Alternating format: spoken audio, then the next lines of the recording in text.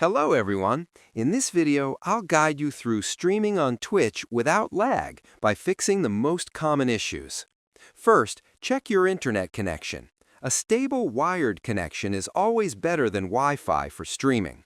Make sure your upload speed is strong enough for your chosen resolution. Next, open your streaming software and lower your output resolution if needed.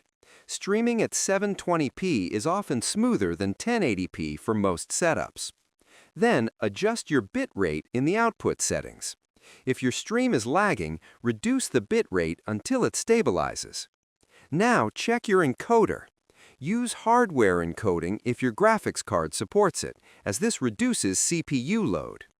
Close unnecessary apps running in the background to free system resources. Also, make sure your game settings are not too demanding while streaming. Finally, test your stream privately and monitor dropped frames in your software. Small adjustments make a big difference.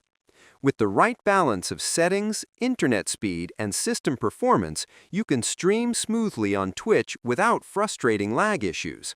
Subscribe the channel for more videos.